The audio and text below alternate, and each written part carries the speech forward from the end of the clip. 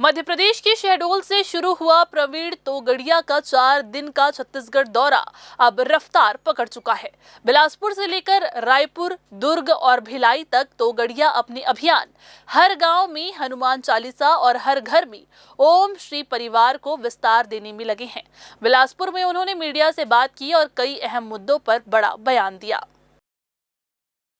बिलासपुर में कार्यकर्ताओं के साथ बैठक में अंतर्राष्ट्रीय हिंदू परिषद के अध्यक्ष प्रवीण तोगड़िया ने अपनी नई योजना की रूपरेखा समझाई। उनका दावा है कि देश भर में 1 लाख जगहों पर साप्ताहिक हनुमान चालीसा और 3 करोड़ घरों में ओम श्री परिवार केंद्र स्थापित किए जा रहे हैं। तोगड़िया ने कहा कि ये केंद्र सिर्फ धार्मिक गतिविधि नहीं बल्कि हिंदू वेलनेस सेंटर होंगे, जहां रोग मुक्त, तनाव मुक्त सेवा और सुरक्षा जैसे कार्यक्रम चलाए जाएंगे। उन्होंने इसे इवेंट नहीं बल्कि हिंदुओं की सेवा और सुरक्षा का मिशन बताया। मंदिर बना, अधूरा, झंडा फहरा, इसलिए मैं प्रसन्न हूँ।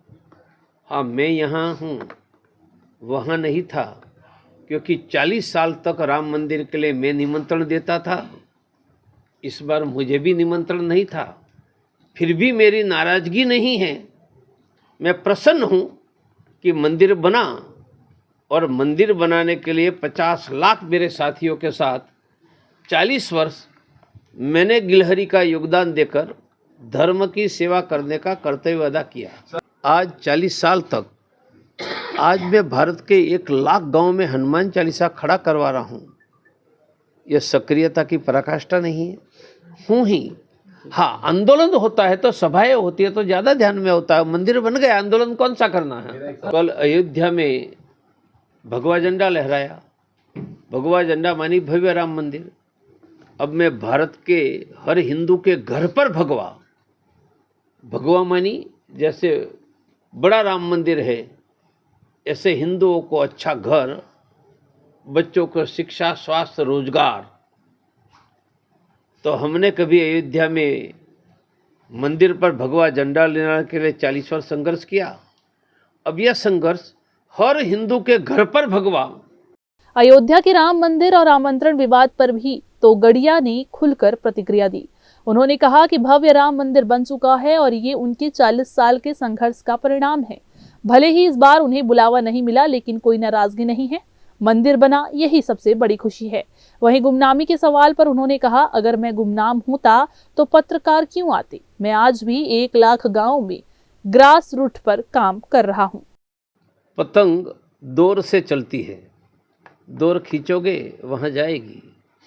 इसलिए जिहाद की दौर जहां जड़ी है, डॉक्टर है तो जिहाद की दौर से वहां जिहाद करेगा। कंप्यूटर इंजीनियर है तो कंप्यूटर से करेगा। कहीं पढ़ा लिखा नहीं है तो पत्थरों से करेगा।